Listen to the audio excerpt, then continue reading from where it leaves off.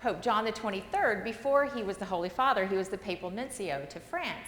And one evening, he was invited to a wonderful formal dinner, and he arrived there and was seated at the table next to a woman who was wearing a very low-cut dress, and she was very well endowed.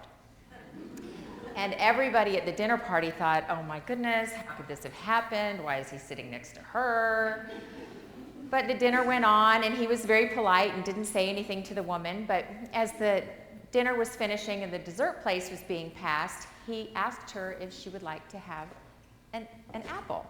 And she politely declined, and he said, oh no, but you must. For it was not until after Eve ate the apple that she realized she was naked.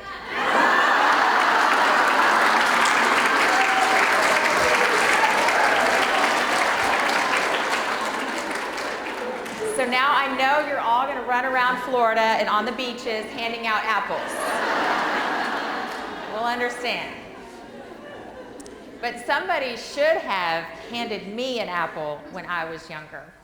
I actually grew up in a family where we never went to church. My family was basically agnostic. If we ever did go to church, it was to the Unitarian Church, which is a very open-minded, free-thinking church. You can believe whatever you want to when you're a Unitarian. And I was raised in a family where my parents were very much, I would say, influenced by the 70s, the hippie generation. As you all know, sex, drugs, rock and roll. I'll just leave it at that. But that was kind of my upbringing, very open-minded, free-thinking family. And very loving, so nothing wrong with my mom and dad. It's just, they were just a product of that generation. And I had 3 sisters, and we were never taught the virtue of modesty ever. We were taught that the female body is beautiful and it's okay to, you know, look at it, or men's magazines and things like that were okay with my father. And yes, he's right, the female body is very beautiful, but there's that line that we cross, that especially looking at it from a Christian perspective, we see the female body as being more than just beautiful. It's actually holy and sacred, the temple of the Holy Spirit, of course. But having never been taught the virtue of modesty, I grew up in this family, and I started modeling when I was in high school. And I modeled for a local teen board for a junior department, and very much enjoyed the modeling business, and that was pretty much all I ever really wanted to do when I was growing up. So after high school, I continued modeling full-time. And I found out early on that if you were to model ladies' underwear, you could get paid double. So I was all over that. 18 years old, you know, I had no moral boundaries, and I modeled just about anything and everything when I was younger. And worked for all the ladies' undergarment manufacturers like Vanity Fair, Playtex, Bally. We all need underwear, and that's fine. But over time, things changed, as you can see by my video. But after being in the business for a few years, I actually met my husband backstage at a fashion show. I was 19, he was several years older than I, and I had this huge crush on him, and he was kind of the supermodel of the Southeast at the time, and he was very charming. His nickname was Charmin Sharman. And no, we're no relation to the toilet tissue. But he and I were working on this traveling fashion show for Belk department stores, and we toured around the Southeast for approximately 2 months with this road crew doing fashion shows in different cities. And for me, it was just love at first sight, and I had a huge crush on him from the very beginning. But even how we met was unusual circumstances, because many of you probably have never thought about this, but during fashion shows, when there's a backstage area, they're typically co-ed. So when I first met my husband, we were actually in a back room doing the fittings for this fashion show. So that's how we met. So it wasn't a virtuous beginning coming from a Catholic perspective, but that's just the business of modeling and fashion, is that you become very immune to your body. You definitely make yourself become an object, and you're just a clothes hanger to show clothes. So fashion shows and whatnot with the co-ed dressing rooms and tons of people walking around, or hair and makeup artists and whatnot, it's never a big deal at all to be in front of many people changing your clothes. So I'm just setting up the environment so that you can appreciate how far God can take us over just a few short years. So that's how I met my husband. But we continued to date, and then over the course of 4 years, and during that time too, I had that brief period of being in pageants. And actually, I really did have a great time being in pageants for that 1 year of my life. And I learned all sorts of really wonderful things, like how to create cleavage with duct tape. Very valuable, really valuable lessons. Yeah. No, it's painful. Don't ever try this at home.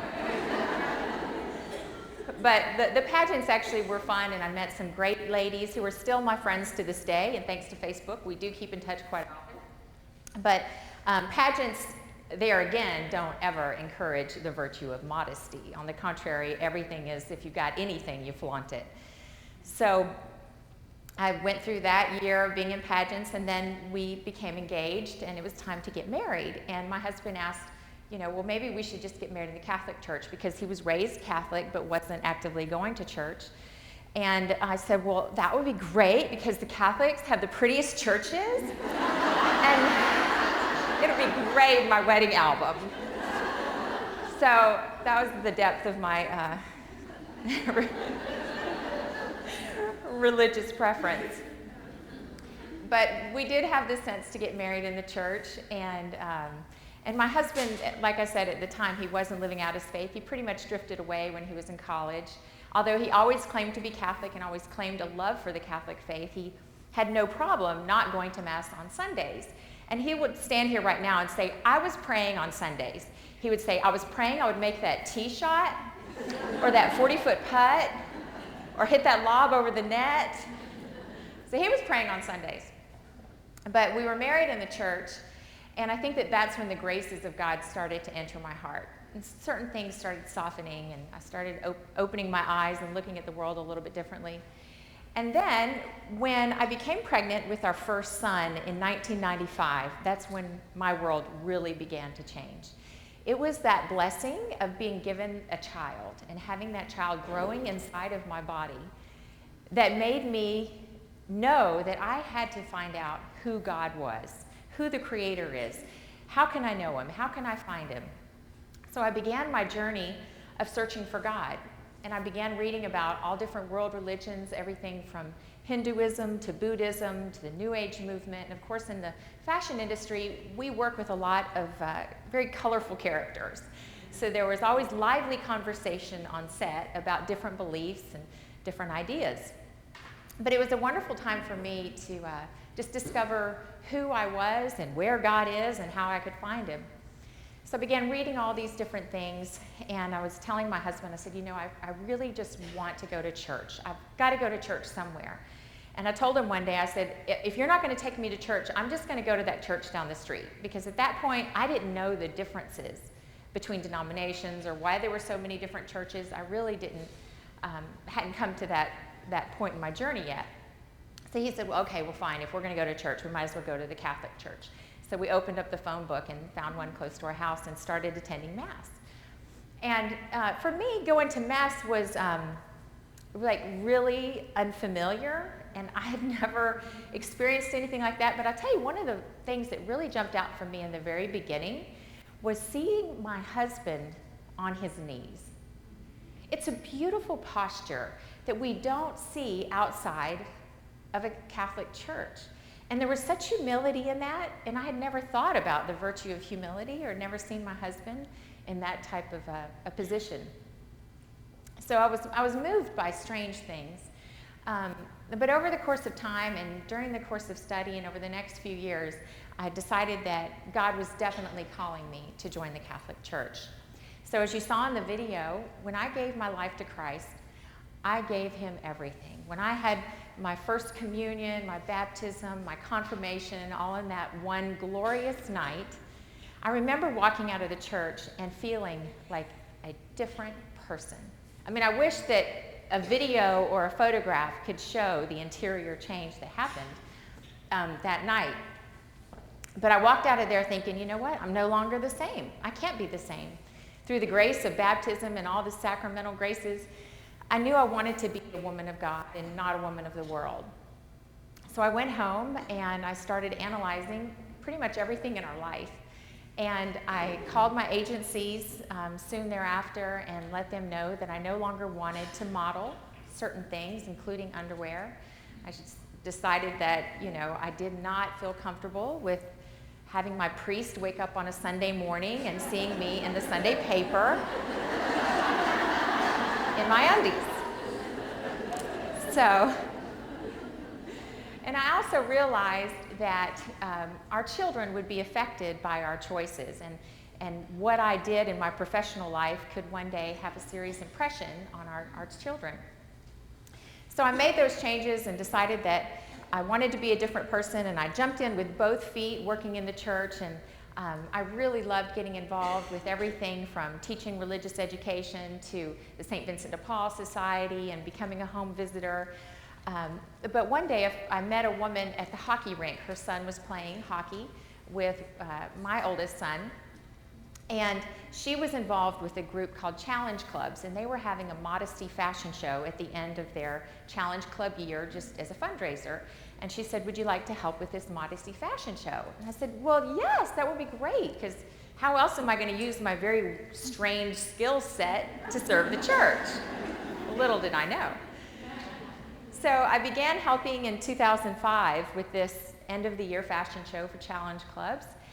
And we could tell during the preparations for the show that year that God was calling us to do something bigger and better for Him. And we also saw that in our culture, the over-sexualization of our girls was getting worse and worse.